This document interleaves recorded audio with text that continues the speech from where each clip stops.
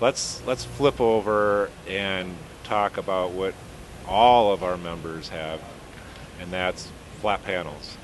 And the if you just looked at this and what we talked about, one might make the assumption that, oh, if I buy a flat panel and it's passive or it's active, there's not going to be, because I never heard resolution loss or anything like that on here. So it'd be great if you could walk us through when now that flipping from front projection, either theatrically or in the home, to a flat panel, and what does that mean for 3D on the glasses that I'm choosing? Well, we might start by saying that there's a lot of flat panel technologies out there today that do 3D. There's plasma and there's LCD, and there's a good selection of each. Now, up until this past January, the majority of flat panel displays have had what is known as active 3D. In other words, you have the shutter glasses, and there certainly are disadvantages in the home to active glasses. They're battery powered, so you either have to recharge them or you have to put new batteries in them. Originally there was a consideration that active glasses were heavier. That's gone away completely. I mean, the current active glasses are really lightweight. And then there's the issue of the fact that they are shuttering, that some people perceive a flicker and when they watch through active glasses. Not that they didn't see flicker when we had CRT TV sets, but geez, it's now come back again. And we've been away from flicker long enough with flat panel displays that now that it's coming back with active glasses, people are noticing flicker again. Now, in flat panel displays, up until this past January, almost all the technologies in flat panel displays, whether it's plasma or LCD, have been active, which means that the images have been presented sequentially. First the left eye image and then the right eye image. They've been presented at full HD, meaning that whatever the input is a 1080p image from, say, a Blu-ray disc, and the display has been capable of presenting a full resolution image. And of course you wear active glasses so that when the left eye image is up, the right eye is blocked. When the right eye is up, the left eye is blocked. Now, in the early days, like last year, in the early days of 3D, the active glasses were considered to be heavy. There was a problem of having to charge them, or replace batteries. And so there is a perception in the marketplace that the consumers don't like active glasses. Oh, and yes, by the way, the glasses themselves are expensive. So the weight problem has been solved and the battery charge problem has been solved, but the glasses are still expensive. In the meantime, several flat panel LCD manufacturers have introduced something they call film pattern retarder. I'll get that. As long as I've been saying that, I mix those things up like nobody's business. But basically what they do is they put a film over the surface of the LCD panel. And in this film, we have one line that's polarized one way, and we have the next line in the picture that's polarized the other way. So they're literally polarized. They're horizontal polarizers, horizontal lines of polarizers that theoretically match up with every single line that's in the picture. Of course, the problem is, and I'll do this maybe so you can see from the camera, the filter is forward of the actual line that's in the plasma. So when you're looking at a particular angle, if you're looking up from a low angle or looking down from a high angle, then the lines of the filter don't exactly match the lines that are in the display. So in this particular approach to 3D, you've really got to be square on to the set in order to see good 3D. As a matter of fact, at the top of the picture, the filter is offset down slightly, and at the bottom of the picture, the filter is offset up slightly, so that when you're looking center and from center down, then the line, the polarizing line, matches up with the video line. All right, now you've got this polarizing filter. What this is all about is we have two 1080p images coming in. We have a left eye image and we have a right eye image. Well, in the polarization scheme, we have to get left eye and right eye on the screen at the same time. Well, in order to get two 1080p images on the screen at the same time, you got to take out half the lines of each image. So we represent the left image with 540 lines that might go in the odd lines of the TV set, and we represent the right image in the other 540 that would be the even number of lines. So what we're doing is we're now presenting a half resolution image to each eye. This is where the controversy about resolution comes in. The manufacturers of these displays are saying that, oh, if you have two half images, they add together. And so they're making claims that this technology, even though we're doing two half images, they're making the claims that the left eye and right eye add together so that what you see is a 1080p full resolution image. And I've actually gotten involved in this discussion of, is the polarized effect and the passive glass approach, or the current passive glass approach, is that actually full resolution? And of course, taking a scientific approach towards this thing, I've actually created test signals that test resolution. And when you put test signals into this display, it's really clear that the left eye and right eye see individual images, and your brain actually understands that there's 540 from the left and 540 from the right, and what you're seeing is a 540 or half resolution. Now, there's lots of people out there that dispute my position, and I've actually done 4 months of demonstrations with this, where I've actually put the test signals in, and a lot of the people who felt that, oh my gosh, the left eye must add together to make the right eye, a lot of them have now understood that if the left eye and right eye added together, you would never see 3D. You would never see a dimension.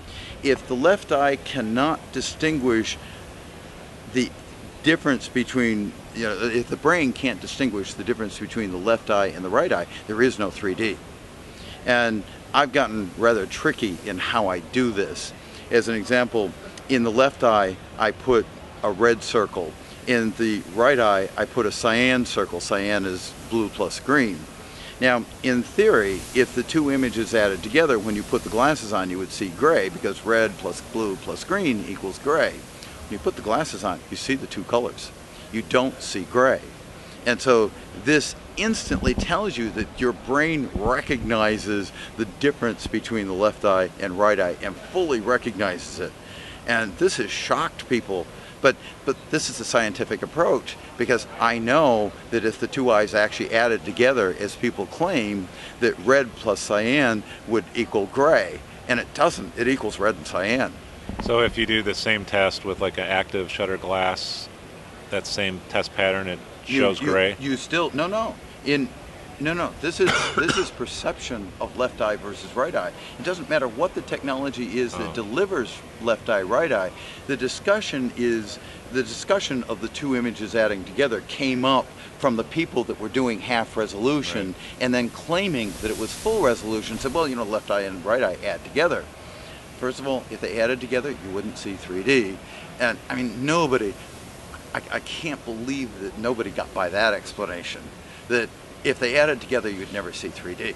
If your eyes didn't understand there was a difference between the left image and the right image, you would never have 3D.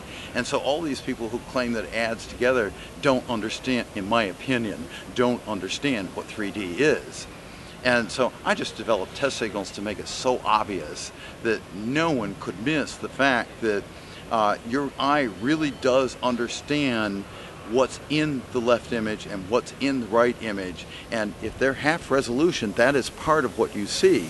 If there's a difference between the left eye and right eye, as there has to be in order to have any depth in the image, your brain recognizes that difference and it calculates that difference to figure out the depth. So I'm taking a position saying that the single 3D image that you see from the 2D images that make that up is much more of the brain understanding the difference between the two rather than the sum of the two. So right now I'm not too high on the passive approach from the point of resolution, that if you actually sit close enough to the display to recognize full resolution, then you're going to recognize that it's only half resolution. And I've had a lot of fun in the last 4 months showing people and proving to people that this is the case, that that they don't add, that the left eye and right eye don't add together. Now I've sort of gone off on a tangent of resolution between active and passive. And the current approach, the film pattern retarder approach, does require that half the resolution, half the vertical resolution be taken out of each image. And your brain really does see that it's missing. Now, that's not to say that all passive from flat panel displays is going to be minus that vertical resolution, because just as in a theatrical projector, we can rotate a filter wheel in front of the lens and change the polarity from one frame to the next, we can do the very same thing on flat panel displays. The same technology that we use in the active glasses to change the shutters, we can put a second LCD panel on the front of the first LCD panel, where the second LCD panel is only responsible for changing the polarity. So we put in the left eye image, the LCD panel that's in front polarizes it in one direction.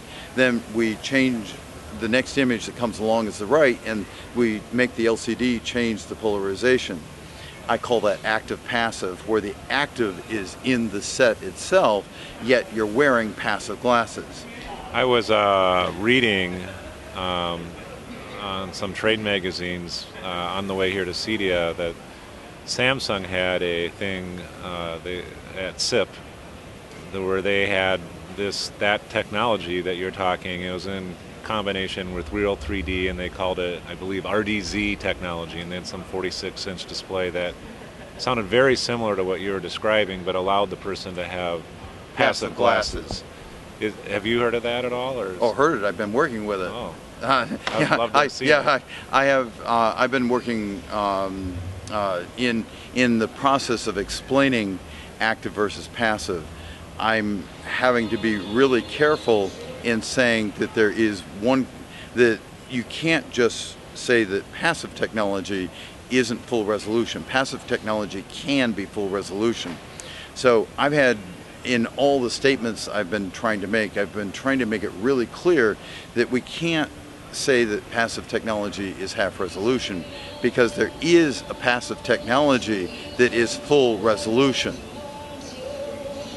So it sounds like the more important part isn't passive, but if a set has FPR, that you might want to consider running for the hills. From a resolution standpoint, that's absolutely true. That if image resolution is important to you, you're not going to get it from the FPR technology.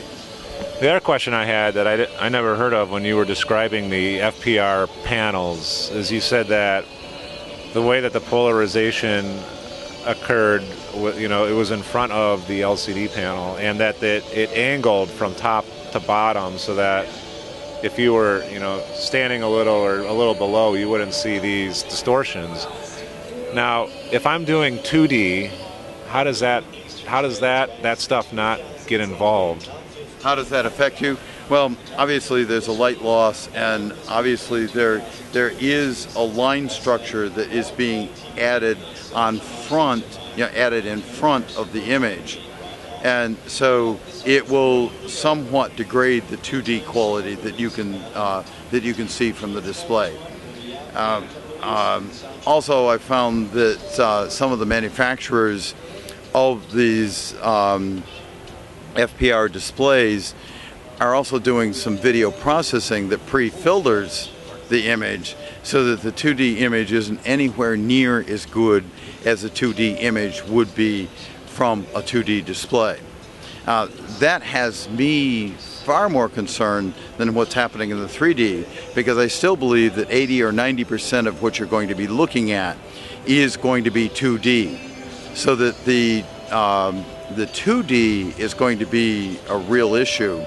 That's going to be the fact that this set destroys the 2D quality is going to be more of an issue than the fact that it destroys the 3D image quality. So yeah, I've used your test pattern discs since the days of Laserdisc to help evaluate displays that I've been wanting to purchase, or to get the most out of the display that I have purchased. All from Laserdisc, DVD, HDVD, Blu-ray. I have all your test pattern discs to help me evaluate those things. Is there any kind of disc for consumers that they could go, and if they're kind of questioning on what they're getting themselves into, that they could run this and there would be this pattern that would say, oh, you're seeing 3D, but you're only half resolution? Not yet. I'm working on a 3D disc. At the moment, I'm using a generator to create all of my patterns. That I've gone to a company called AV Foundry. They have a generator called the Video Forge, and I'm actually creating patterns. In fact, the AV Foundry Video Forge generator is here, and I'm creating patterns for this generator, and I have 40 or 50 patterns in 3D, and these are the patterns I'm using to help people understand the reality of what 3D is all about. But right now, the patterns are available. They've been available for several months now on the generator. So there is an ability to look at 3D and understand what it's all about. I've written a lot of articles about how to really look at 3D, how to take a scientific approach, an objective approach to determining what 3D is. That's something else that bothers me. The majority of people who are looking at 3D start out by putting the glasses on and watching movies from Blu-ray to analyze what 3D is doing. You don't know enough about what the source is doing, you don't know enough about what the video processing is doing to begin to determine what's actually happening in 3D. You need known quality sources, and you need test patterns of known quality. You need to know what those test patterns actually are, and then be able to observe them. Now, among the things that I'm doing is I'm taking an approach to 3D. Again, it's two 2D channels. So when I want to analyze 3D, I make those two 2D channels exactly the same. And when you make them exactly the same, you can actually observe what the display is doing without glasses. So you can determine what the display is doing independent of the glasses. Then when you put the glasses on, you understand that the glasses can only subtract. They cannot add anything, especially passive glasses. Can't add anything to the display. So if you see something going on that's different when you put the glasses on versus when they're off, then you have to understand, you have to build your theory about what's happening based on the fact that glasses are subtracting information, not adding information. And once you do that, once you understand that position, then you can really truly figure out what 3D is doing. If you don't take a step-by-step approach to analyzing 3D, you'll come to the wrong conclusion. And I see a large number of people in the industry coming to erroneous conclusions about what 3D is. As an example, people who will say the left eye and right eye add together have never actually done the experiments. They've never actually taken the time to put test signals in, known test signals, and really figure out they don't add, they subtract, or what you see is a differential. And your eye definitely recognizes what's left image and what's right image. Well, thanks for your time, Joe. This is great information for our members to, really, a lot of them aren't aware of this, and I think it's great that we can get this information out and that you're willing to sit down and talk with us about it. particularly on a flat panel. I mean, because a lot of them are going to be making a $1,000 to $2,000 decision that they could go with something that didn't have FPR, and they're not having all these bad side benefits that they're just not aware of because they're assuming 1080p 3D means 1080p 3D. Yes. And clearly that's not the case. And so we'll continue to always post this information for members to see and get the word out. And we look forward to having something that a regular consumer could go and evaluate the qualities of a 3D display. I'm working towards those goals. So, again, thank you for your time. Thank you. And have a good rest of CEDIA. Thank you very much. Okay.